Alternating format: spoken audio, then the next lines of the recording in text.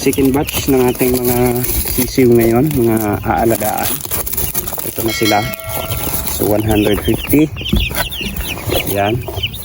Akala ko kanina ay medyo magagaan. So 46 grams din naman pala ang timbang nila. Yan. Okay, so bitawan ko na muna.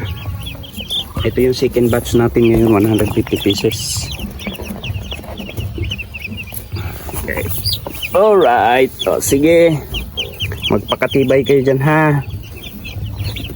44. Bali, may pasubra silang kada 50 ay isa lang, 42. So, hindi talaga pare-parehas. 44. Pero ayan naman, okay sila, nagre-response naman sila kapag binitawan na natin. Ayan, dahil ipa ang ating sapin. Okay, ayan, nagre-response naman sila. Sige, mamaya ulit bilangin ko lang to kung sakto, pero nabilang ko na to doon. Bilangin ko lang ulit. Ayan. Ito na, nabitawan natin. So meron talagang mga baka galing sa ano pa, stress pa sila. Painumin ko muna to ng dextrose. Okay, so dextrose po ang una nating pinapainom pagdating. Tapos mamayang gabi naman yung kanilang gamot para antibody na agad. So yan, masisigla naman so far. Meron lang pa ilang mga hilo siguro to sa biyahe. Mga nahilo sa biyahe siguro yan. Okay, 150 pieces po. Yan, ay sit up na natin lahat. Natabunan ko na rin dahil medyo malakas ang hangin. So dinagdagan ko ng ekstrang takip dito sa taas, sa bandang taas, paikot. Ayan, ito yung brooding room nila. Ayan. So nakakain na rin, pinakain ko na din sila at may tubig na. Yun, first day nila, ang pagkain nila may atubi na po agad dyan, atubi technology.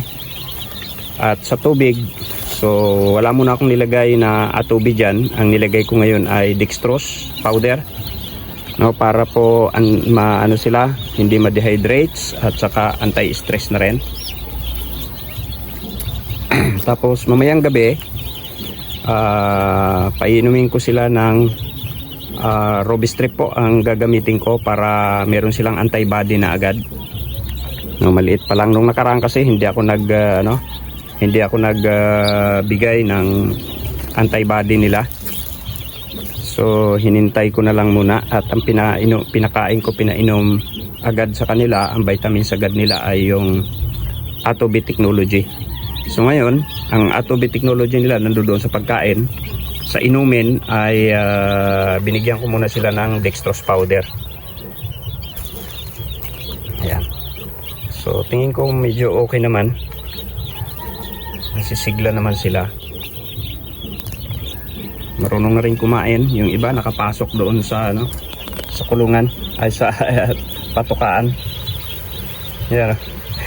Problema nyo ngayon dyan kung paano kayo lalabas. Yun, update ako. Mga ilang oras ang nakalipas. Mga 2 oras siguro ang nakalipas. Ito yung kanilang sitwasyon ngayon. So, kumpul-kumpul sila sa gitna. Ibig sabihin, nilalamig sila. Yun, nilalamig sila dyan. Pero ang room temperature ngayon dito sa loob ay nasa 31. Dito pa lang to. Bukas na yan dyan. Kaya palagay ko ito dito. Kung mga 32 meron ito sa loob. Pero sa tingin ko, nilalamig pa sila dyan. Kumpul-kumpul pa eh. So ang gagawin ko ay maglalagay ako ng isang heater. Yung lata, yung lata lang ang ilalagay ko dito. Isang heater po ang aking ilalagay para ma-neutral yung kanilang pakiramdam sa loob. Yan.